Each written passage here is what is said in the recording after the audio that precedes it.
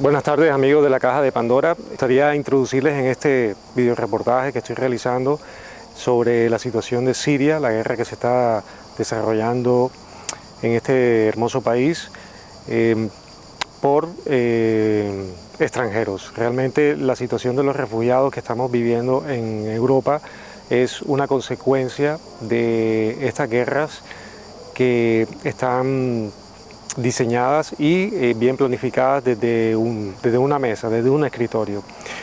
Para esta información me he apoyado en 4 reportajes. El primero de ellos es de la hermana María Guadalupe Rodrigo, que es una monja argentina que vive en Siria desde hace muchos años y que está informando de la situación real que se está viviendo, de los 12 millones de sirios refugiados y de las personas que siguen allí, que siguen viviendo, que siguen intentando vivir una vida normal dentro de esta situación caótica, en medio de los bombardeos, en medio de las balaceras que desarrolla este ejército libre, que de libre no tiene nada, y que las armas y la financiación es de dudosa procedencia, siempre de fuera, no internamente.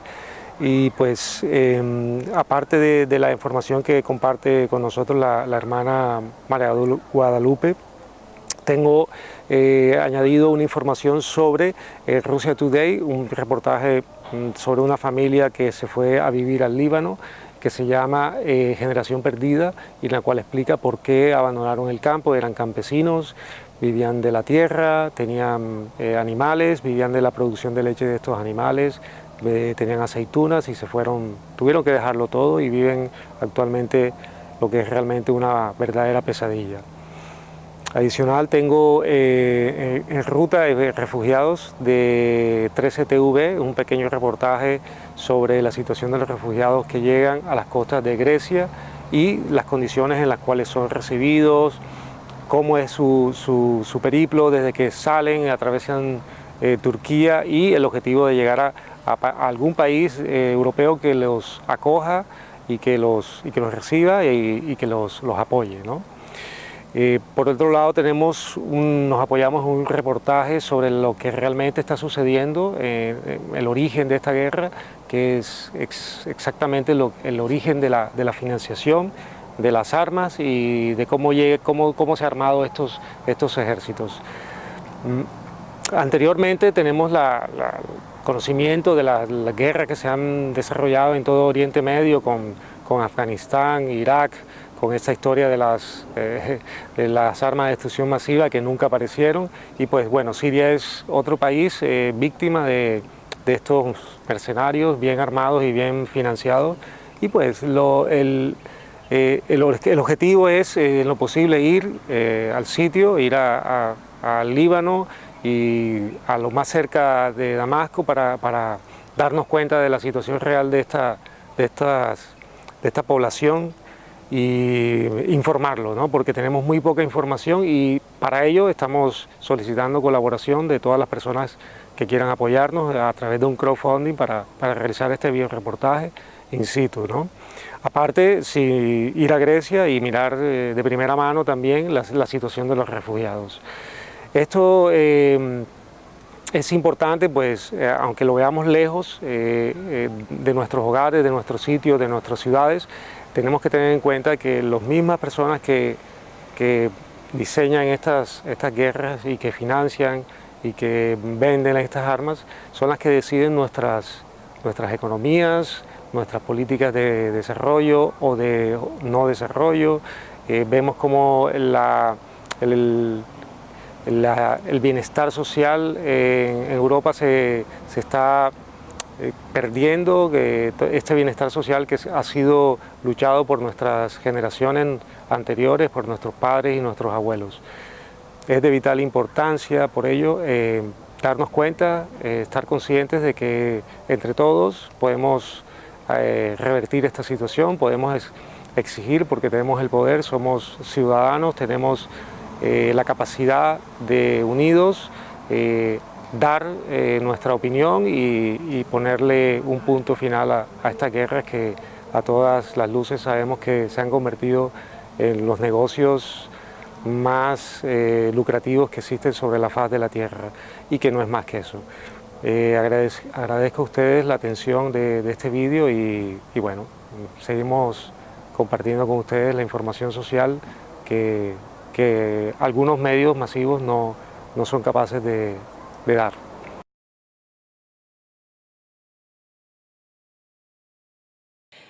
Finalizados estos 12 años en Egipto, realmente mi salud se había resentido bastante. Estaba cansada. Entonces es cuando mis superiores me ofrecen que yo proponga un lugar tranquilo donde ir a descansar y a reponerme por un par de años. Y entonces es ahí cuando yo elijo y pido ir a Siria. Enero del 2011. Muy mala para elegir lugar de descanso. Pero bueno, lo cuento, siempre lo cuento esto. Y lo cuento a propósito, para que se entienda lo que era Siria antes de esta guerra. Como para elegirla como un lugar de descanso. En Siria se daba eso tan raro que yo no había visto en otros lugares de Medio Oriente, y era la buena convivencia entre cristianos y musulmanes. Los cristianos somos minoría en Medio Oriente, aún siendo nuestra tierra, y en general una minoría perseguida y discriminada, más o menos, dependiendo de las circunstancias de cada lugar. Pero en Siria se daba esto de que en un grupo de amigos 2 eran cristianos y 2 musulmanes. Rarísimo.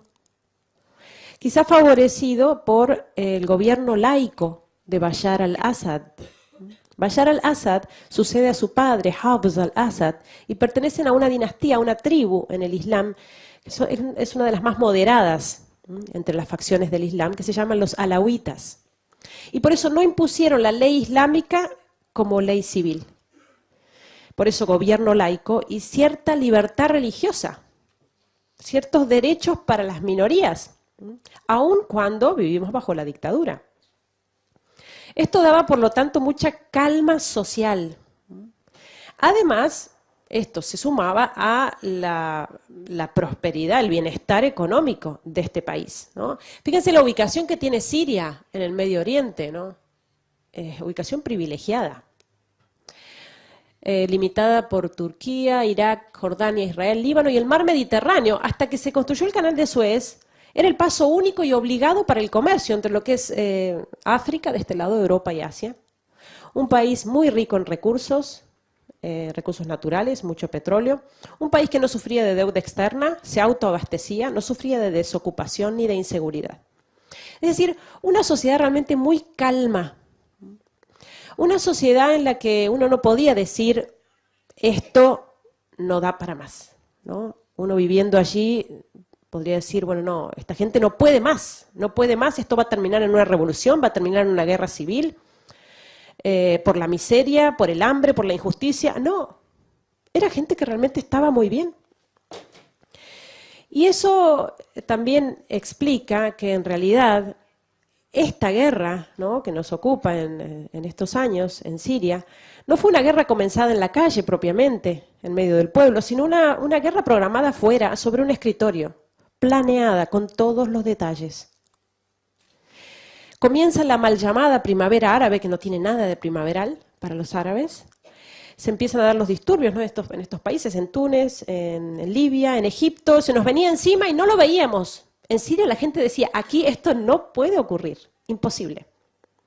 Pero sin embargo comenzaron los disturbios al sur del país, en un pequeño pueblo que se llama Deraa, a ver si lo puedo señalar ahí está, Deraa, aquí, Deraa. Fue el primer lugar donde se provocaron estos disturbios, ¿no? Cuando comienzan estas manifestaciones, la prensa internacional, los medios, lo presentan como que finalmente el pueblo sirio también adhiere a la primavera árabe y sale pacíficamente a las calles para pedir democracia. Pero en realidad las noticias que nos llegaban, ¿no?, de nuestros vecinos, ¿no?, de estos pueblos, no concordaban con lo que veíamos por televisión. La gente decía en estos pueblos que habían ingresado grupos armados de fuera de Siria. Hablan otros dialectos, decían. Allá cada país tiene su dialecto. No son sirios, están provocando disturbios en el pueblo. Ya han descuartizado varios cristianos. Cristianos descuartizados en bolsas de basura, en el contenedor con un cartel, no tocar, es cristiano. Esas eran las manifestaciones pacíficas según la prensa. Cuando esto comienza a suceder y a multiplicarse en el país y muy rápidamente con estos grupos armados que entran de fuera, la gente sale a la calle. Ahí sí sale a la calle. En Damasco, en la capital, ahí la ven, Damasco, y en Alepo, la segunda ciudad del país, que es donde nosotros tenemos la misión. La gente salió a la calle, miles de personas, con pancartas, con carteles, banderas, para apoyar a su presidente, para expresar y manifestar su opinión respecto al gobierno que tienen. Y no porque Bashar al-Assad sea, no sé, la mejor forma de gobierno, un santo varón, probablemente no lo sea. Lo que pasa es que ellos preferían seguir como estaban a caer en manos del fundamentalismo islámico, porque el resultado de esta guerra no iba a ser la democracia. Ellos ya lo veían. Esas mismas imágenes que nosotros veíamos, la escena que veíamos por la ventana pasar por el obispado donde estamos, veíamos pasar esta gente por la ventana cantando, esas mismas imágenes eran tomadas por cadenas internacionales muy importantes de información y comentadas de esta manera. Continúan las manifestaciones pacíficas del pueblo sirio que sale a la calle para pedirle a su presidente que se vaya. Era ridículo.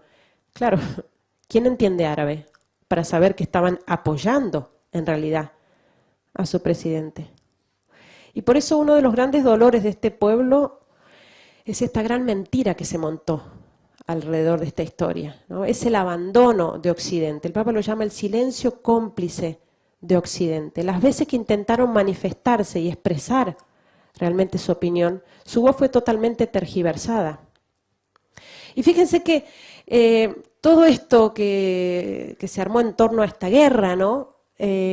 Obviamente es una operación muy grande que requiere, por así decir, la opinión, el apoyo de la opinión pública, la aprobación de la opinión pública. Es decir, que Occidente apruebe, ¿no?, que estos rebeldes, ¿no?, moderados, ¿no?, se levanten contra el dictador. Pero fíjense que es un error de Occidente, que nosotros cometemos como occidentales, de juzgar a los árabes con nuestros criterios occidentales.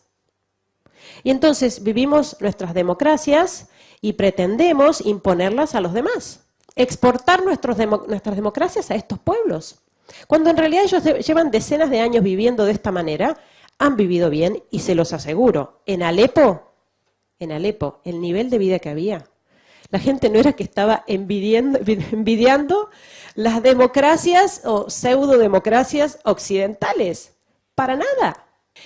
Siria tiene unos 21 millones de habitantes, ¿no?, más o menos, y se calculan unos 12 millones de refugiados. Es decir, 12 millones de personas, más de la mitad de la población del país, que tiene su casa en este estado. ¿Cómo se soluciona esto? Abrimos fronteras y recibimos a todos. Tenemos que saber que los refugiados necesitan ayuda, y está muy bien ayudarlos, pero que cuando estamos ayudando a los refugiados no estamos solucionando este problema, estamos solo poniendo parches y tapando agujeros. Porque hasta que no se cierre el grifo, hasta que no se cierre la fábrica de refugiados, que es la guerra y la persecución, vamos a seguir teniendo refugiados. Entonces también este tema está siendo manipulado y usado. Desde que salió la foto de este niño muerto en las costas griegas, no se hablaba de otra cosa en ese tiempo, ¿no? De los refugiados, y allí van, y aquí vienen, y cuántos son, y que esto, y que aquello. Nos están entreteniendo de nuevo con otra cosa que no es lo más importante de esta guerra. Los refugiados son una de las consecuencias de esta guerra.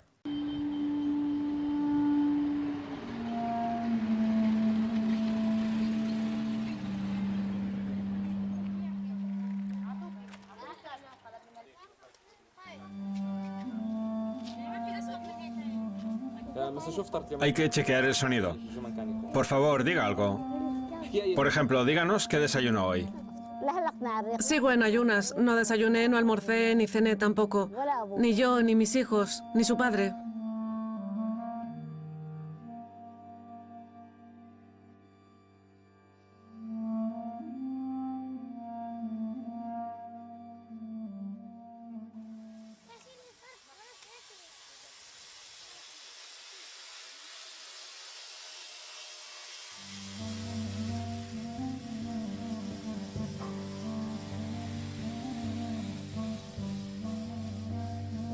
Me llamo Almaz, vengo de la región siria de Idlib.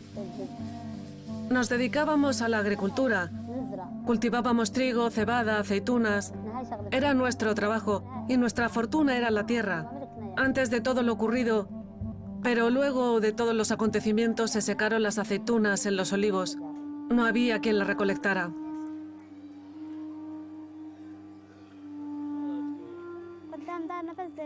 Enfrente de la casa había un olivo y un jardín con rosas damascenas. En el patio teníamos un limonero y 2 granados. También cultivábamos verduras.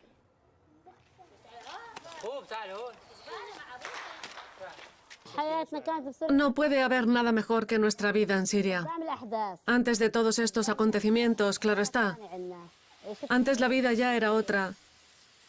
Otra vida, otra comida, otras cosas. Nosotros éramos otros también. Éramos felices. No se nos suministraba pan, pero preparábamos la masa y horneábamos el pan nosotros mismos. Teníamos nuestro propio pan. Pasamos 2 años viendo la guerra por televisión y diciendo, bueno, no pasa nada. Y luego la guerra se nos acercó de lleno.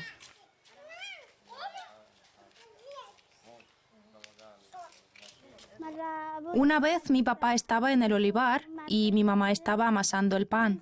De lejos vino un proyectil. Por suerte, delante de la casa se encontraba una vaca. Si no hubiera sido por la vaca, el proyectil habría destrozado la casa. El proyectil impactó contra la vaca y la partió en 2.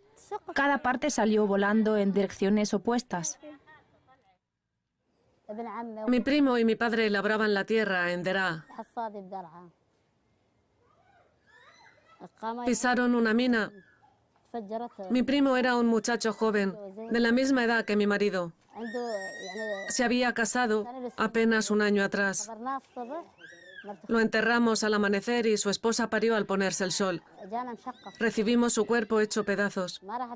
Apenas 10 días más tarde, mataron a otro primo. Un fragmento de un explosivo lo decapitó. No pude más y huí al Líbano.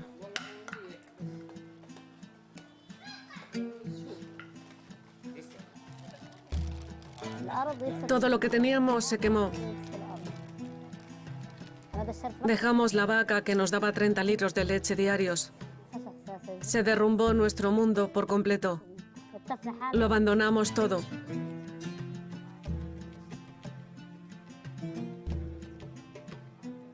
Huyen de la guerra que está destruyendo sus países. Han visto morir a su familia, a sus amigos, a sus vecinos. Viajan miles de kilómetros para estar con nosotros. Naufragan, lloran, caen, se levantan y siguen adelante. Son los refugiados, cientos de miles de hombres, mujeres y niños que llaman a nuestras puertas. Hoy vamos a vivir con ellos su experiencia, su drama, su viaje, su sueño.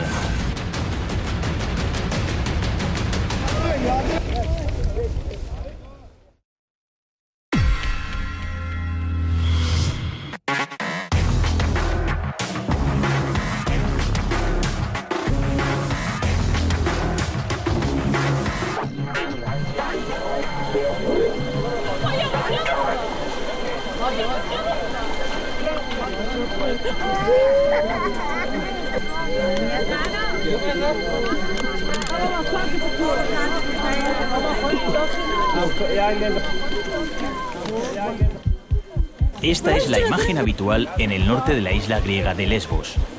Gente que llega a esta playa del Egeo a cualquier hora del día y de la noche. Personas desvanecidas, llanto de niños, miedo, pero también ilusión. un goteo incesante de barcos cargados de vidas cuyo destino está por escribir. Desde aquí otean el horizonte y ven si se acercan las embarcaciones que han salido desde Turquía. Aquel punto de allí que se ve como una torre, que hay abajo en la base se ve blanco, ¿Sí? ese es uno de los puntos de salida. La gente que viene, la mayoría no son gente de mar y encima vienen en unas condiciones en las que incluso aunque seas de mar, es una situación peligrosa, porque un bote así es muy inestable, es muy fácil que alguien caiga al agua, es muy fácil que por el viento, por el mar, el bote vuelque o se pinche. Aún permanecen en la retina los dramáticos rescates de los últimos meses. Imágenes que descubren una realidad. Cerca de 4.000 personas se han ahogado en 2015 en estas aguas. En esos naufragios, los socorristas tienen que decidir sobre la marcha cómo organizar el rescate. El que ya ves que está ya pasivo, que está ya con la cabeza dentro del agua, ese ya lo descartas, ¿no? Es el primer descarte que haces. Después intentas medir en un segundo cuánto tiempo pueden aguantar más. O sea, por ejemplo, cuando ves un niño, sabes que el niño y las mujeres normalmente no aguantan. Entonces ellos son los primeros a los que tienes que coger. La gente adulta, sobre todo si ves a alguien que más o menos está empujándose bien en el agua y que se está manteniendo a flote, a esos los dejas para después. Desgraciadamente no tienes tiempo de rescatar a todo el mundo y muchos de los que dejas para después, pues cuando pasas ves que todavía pueden aguantar y cuando vuelves ves que ya están ahogados, ¿no? Tenemos que estar aquí, si no estamos aquí, la gente, el último naufragio que hubo casi 100 muertos, pues no habrían sido 100, habrían sido todos los que iban en el bote. Casi todos los días llegan a esta isla hasta 20 o 30 embarcaciones como esta. Eso significa que cada jornada entran por aquí más de 1.000 refugiados. Siria, Afganistán e Irak son los principales países de origen. Las autoridades calculan que este año habrán entrado en Europa 1 millón de personas buscando refugio. Suria, bom bom. Muchos de ellos llegan exhaustos y sin fuerza siquiera para dar un paso. Familias literalmente empapadas después de haber hecho el viaje más difícil de su vida.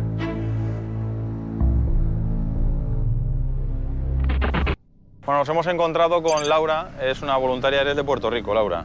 Sí. Vas a estar 2 semanas aquí en Lesbos. 2 semanas. Ayudando a los refugiados. Sí. No es suficiente ayuda para nada. Este campamento fue creado por 4 mujeres que son independientes de cualquier agencia. Están comprando todo con su propia plata. Todos los días lo montamos de nuevo y empezamos de nuevo. Estamos viendo, por ejemplo, que hay bebitos. Es que hay bebés auténticos que están cruzando este mar. Llegan muchos enfermitos, totalmente mojados, llorando y con hambre. Y es muy, muy fuerte, muy fuerte. Un futuro lejos de la guerra. Una vida nueva llena de ilusiones y proyectos. Sin el terror de las bombas. Un mundo en el que los niños puedan hacerse mayores sin tener que estar rodeados de la muerte y la desolación.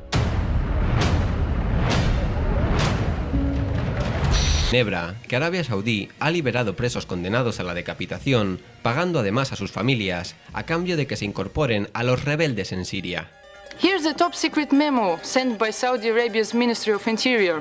It says that an agreement was reached to send death row prisoners sentenced to execution by decapitation to Syria to fight jihad against the Syrian government in exchange for commuting their sentences. Quote, "We have reached an agreement with them that they will be exempt from the death sentence and given a monthly salary to their families and loved ones who will be prevented from traveling outside Saudi Arabia in return for rehabilitation of the accused and their training in order to send them to jihad in Syria. They are well equipped, well paid, and the vast majority, as incredible as it might sound, are not Syrians. They are foreigners." According to official UN data, they're citizens of 29 countries fighting against the Syrian government. Most of these countries admitted, like Tunisia, Libya, the Netherlands, France, Britain, even Australia. We personally came across a fighter from Chad. Mostly they come from North Africa, Turkey and Saudi Arabia. And the leaders of the states are perfectly aware of this fact. Según Marat Musin, hoy serían más de 83 países de los 5 continentes. Hundreds of people from around Europe have traveled to Syria to join the opposition, fighting what they see as a holy war or jihad. Netherlands. Here's one from Australia. The government is aware of the reports that more than 100 Australians had been engaged in the Syrian conflict since 2011. Los envíos de mercenarios alcanzaron su culmen en agosto de 2012, tras la reunión de los amigos de Siria, que más bien deberían llamarse enemigos de Siria, en su edición de París del 6 de junio. Las diferentes comunidades pluralísticas que forman el contexto social de ese país vivían en concordia y en armonía durante siglos. Hoy, bajo el pretexto de una libertad y una democracia impuesta por el exterior, se pone en peligro esa convivencia. Jacques Bers, cirujano francés, a su vuelta de un hospital de campaña en Alepo, donde trató a miembros del Ejército Libre Sirio, declaró que la mayoría de los combatientes que pasaron por su mesa de operaciones eran mercenarios extranjeros. Ha operado a libios, afganos, pakistaníes, argelinos y franceses.